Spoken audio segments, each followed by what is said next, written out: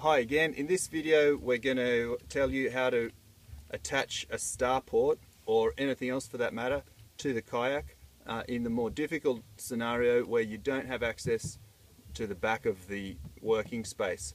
So unless I cut a hole somewhere here, which is an option, I won't be able to sort of tighten a bolt on the other end of this. So I need something that I can use to fasten nice and securely, make a robust connection between this StarPort and the kayak.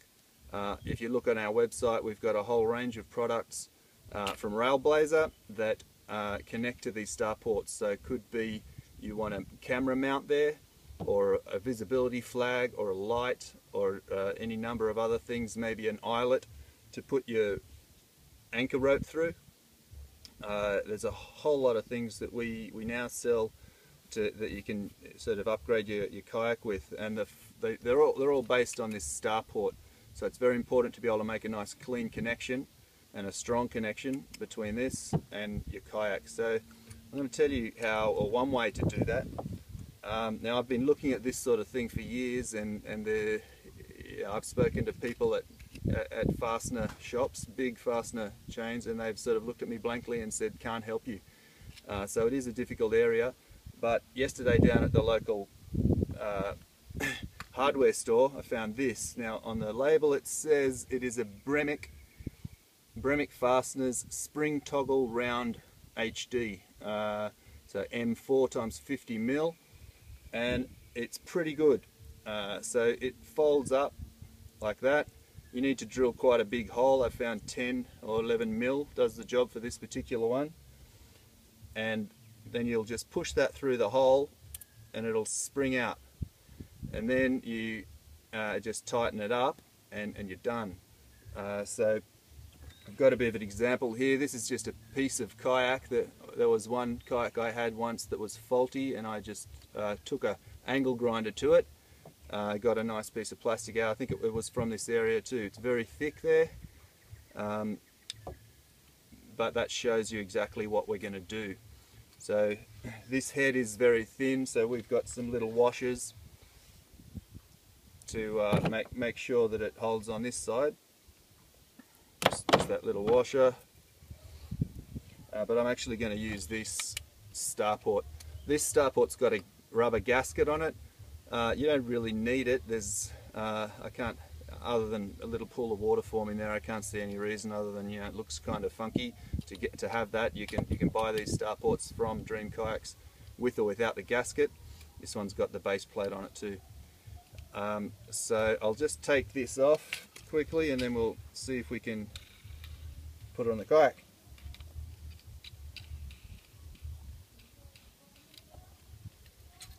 Take that off.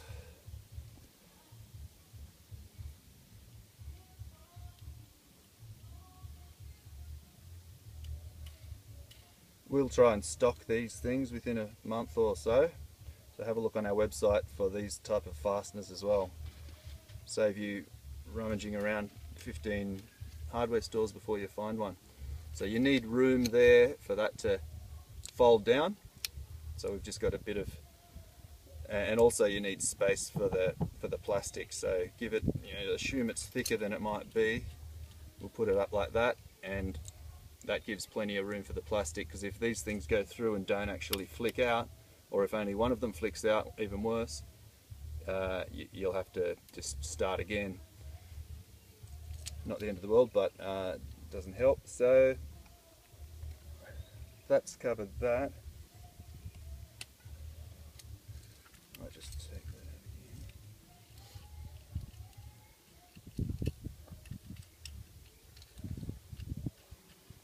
First thing, I'll just mark some points on this. That's probably what I need. I'll just put it sort of smack bang in the middle. I'll need a 10 mil hole for each of these. It's very easy to drill into plastic, so, but on the other hand, you've got to be very careful that you don't accidentally cause havoc.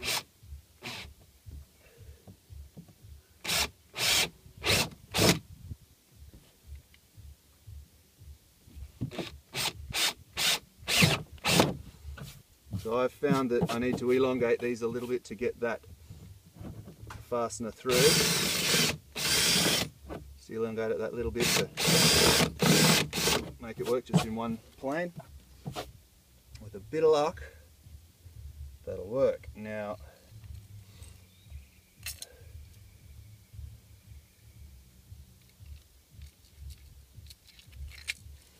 I'll have to get this back.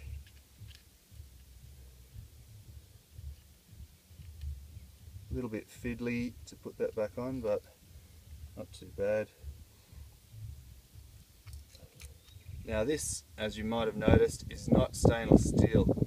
I forget what it is, and if I go, as I do quite a lot, into the ocean, this is obviously going to disappear within 6 months or so, so I don't want to lose my GoPro camera as a result of that. So just keep that in mind if you can't find something that's stainless steel or galvanized. You might have to really carefully check this every time you go out, just to make sure it's not on its last legs. So I think that's all I need. I'm just going to go ahead and try and push these through. So they'll fold up, and you might have to wiggle them a bit. And bingo, and I just heard them click, which means that on the other side they've taken hold. Now this is kind of the tricky bit. You can't just screw them, because at the bottom they're just turning around aimlessly and you'll be there forever doing nothing. So you've got to get a pair of tweezers, long nose pliers, and lift it up.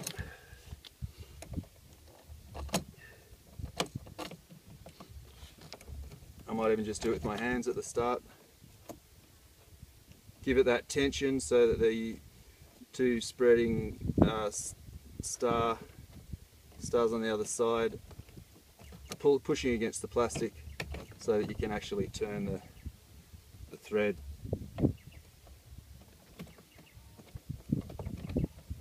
So I'm guessing this is going to be a bit painful, but once we get there, it'll be worth it.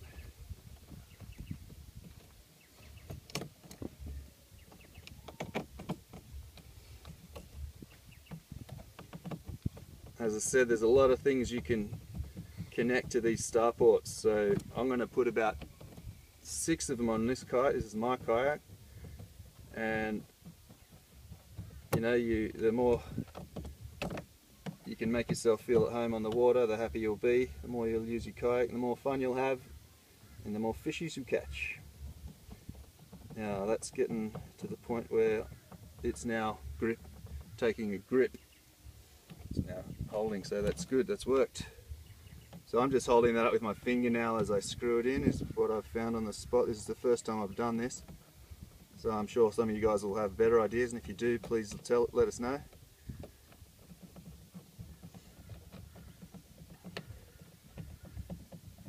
Because it's pretty exciting when you realise that you do have the capability to turn your kayak into something else. And I've seen the rail blazer guys put 4 of these on and make a whole sail out of it, to put a sail on their kayak. So I mean, you can do some pretty serious stuff. The imagination's the limit.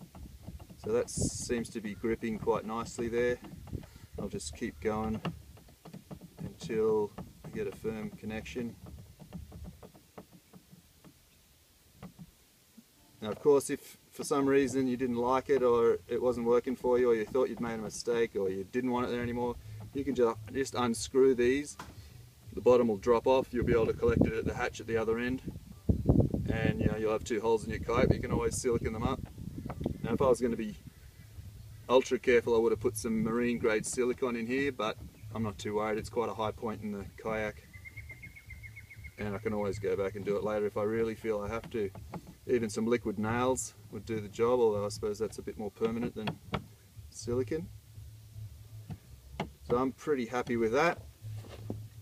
Obviously you're not going to put a rod holder on this point of your kayak because you can't access it, but just to show you how it works, the little lock unlocks. You throw in one of many accessories and click it back in, and it's locked in. So the same thing will happen with the flag. We haven't actually got our flags yet, they arrive next week, or your lights or your camera boom.